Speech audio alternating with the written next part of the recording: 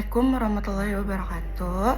Kami dari kelompok yang terdiri dari saya sendiri, Salsa Azhar, dengan Syahriza Falevi dan Rindi Dwi akan menyampaikan analisis krisis terhadap salah satu gugatan lingkungan yang bersejarah di Indonesia, yaitu gugatan warga terhadap kabut asap di Palembang.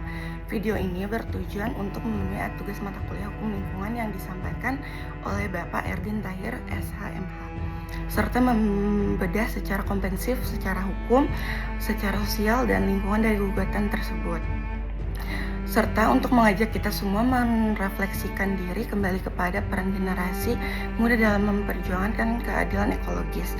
Per 2025, perkara ini telah masuk dalam kesimpulan di Pengadilan Negeri Palembang ini, artinya tak lama lagi bagi putusan kita bisa semua dijatuhkan, jadi presiden penting bagi gugatan lingkungan lainnya.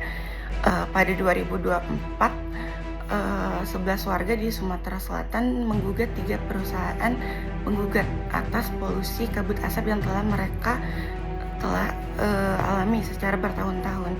Gugatan ini menjadi penanda penting bahwa hak atas udara bersih kini mulai diperjuangkan lagi lewat jalur hukum. Selanjutnya adalah aspek hukum.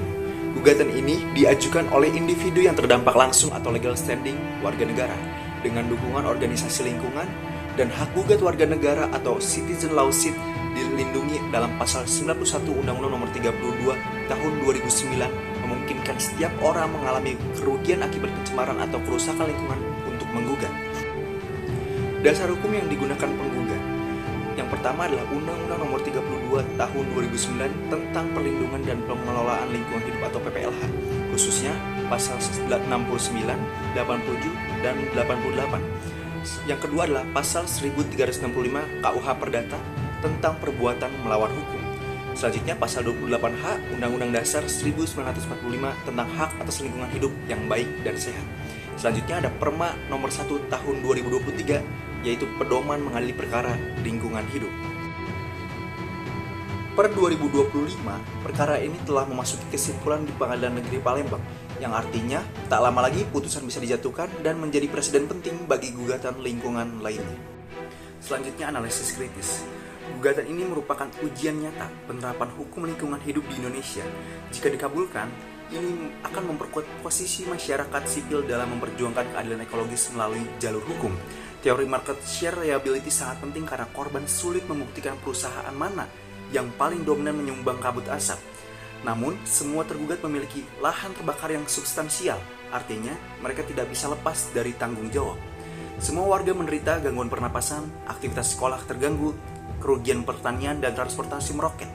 Ini bukan hanya krisis ekologi, tapi juga krisis keadilan sosial. Pemerintah daerah dan pusat. Pemerintah pusat dan daerah belum menunjukkan ketegasan dalam penegakan hukum atas korporasi besar. Lemahnya pengawasan, tidak adanya transparansi izin, serta kegagalan mitigasi kebakaran membuat negara tampak pasif. Padahal pasal 65 dan 66 Undang-Undang Lingkungan Hidup mewajibkan pemerintah melindungi dan menghormati hak masyarakat atas lingkungan yang sehat. Ini memperlihatkan bahwa keadilan lingkup belum menjadi prioritas negara. Padahal di Indonesia telah mengimplementasikan berbagai instrumen internasional seperti Deklarasi Scotland 1972, Paris Agreement 2015, atau Sustainable Development Goal atau singkat SDGs, terutama Goal 13 dan 16. Namun implementasi masih lemah ketika masyarakat mengugat justru perusahaan yang dibela secara diam-diam oleh kebijakan promotif para mahasiswa dan generasi muda.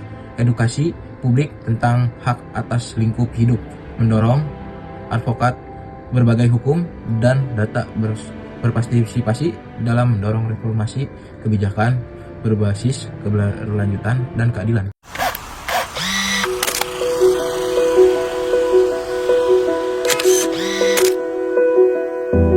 Kegigihan 11 warga Sumatera Selatan dalam mempertahankan hak asasi tidak hanya dilakukan di meja hijau. Mereka sengaja datang ke Jakarta demi memperjuangkan hak atas lingkungan hidup yang baik dan sehat. Gugatan kabut asap di Palembang bukan hanya soal asap. Ia adalah perjuangan atas hak hidup, keadilan ekologis, dan keberanian warga dalam menghadapi korporasi raksasa. Udara bersih adalah hak setiap manusia, bukan hak istimewa segelintir orang. Mari kita kawal bersama-sama putusan ini demi bumi yang lebih adil dan sehat.